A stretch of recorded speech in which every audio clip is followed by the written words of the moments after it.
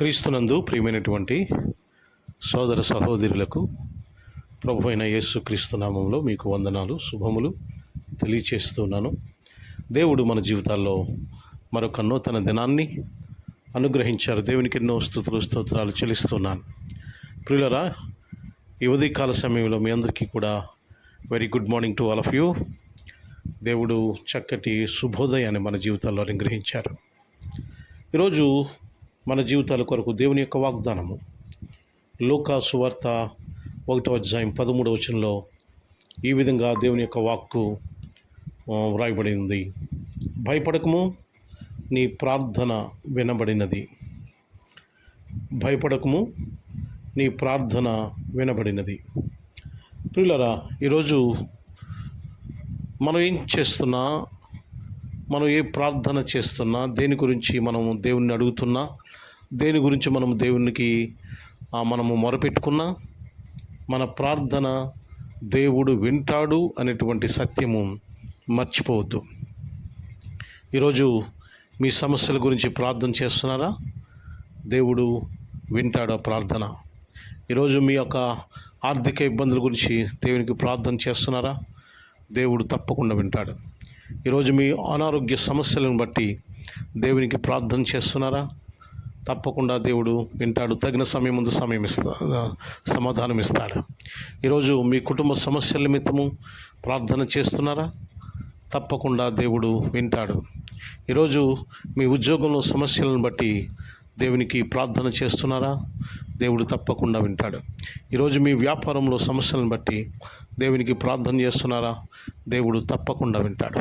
ఈరోజు మీరు ఏ సమస్యను గురించి అయినా సరే దేవునికి మొరపెట్టుకుంటున్నప్పుడు, ప్రార్థన చేస్తున్నప్పుడు తప్పకుండా దేవుడు వింటాడు అనేటువంటి సత్యము ఈ వాక్యం ద్వారా మనకి తెలియపరచబడుతుంది.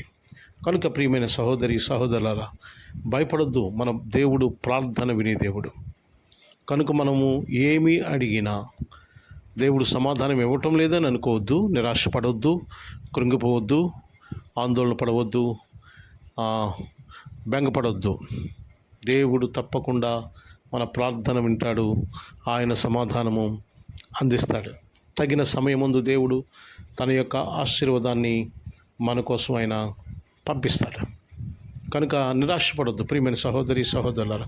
ఒకవేళ నీ ప్రార్థనకు సమాధానం లేట్ అయిందేమో, ఒకవేళ నీ ప్రార్థనకు ఫలితం లేట్ అయిందేమో, కనుక అయినా సరే నువ్వు భయపడొద్దు.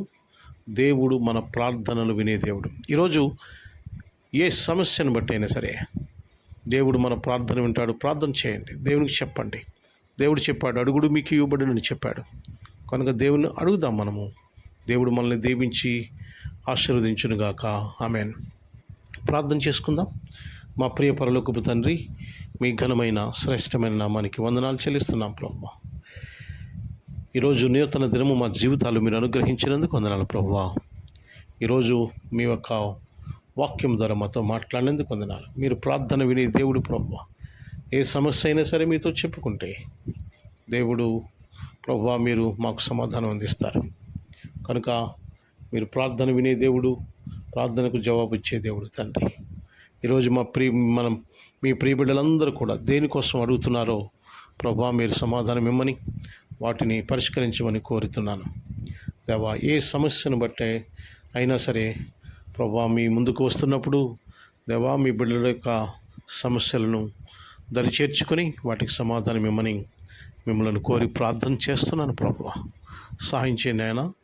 దీవించండి, ఆశీర్వదించండి, బలపరచండి. మీ దీవెనలతో నింపమని, ఈ రోజంతట్లో మీ కృపా కాపుదలు అందించి విజయము చేకూర్చమని, మా ఉద్యోగాలు, వ్యాపారాలు, కుటుంబాల సమస్తములో మీ యొక్క సహాయ సహకారాలు అందించి ఈ రోజంతా కూడా మేము దిగ్విజయంగా జరిగించడానికి, ముగించడానికి సహాయం చేయమని, దీవించమని, ఆశీర్వదించమని, మీరే ఘనత, మహిమ, ప్రభావములు పొందమని ప్రభు అయిన యేసు క్రీస్తు నామం పేరిట మిక్కిలి వినయముతో అడిగి వేడుకుంటున్నాము తండ్రి. Amen, amen, amen. God bless you all. Have a good day.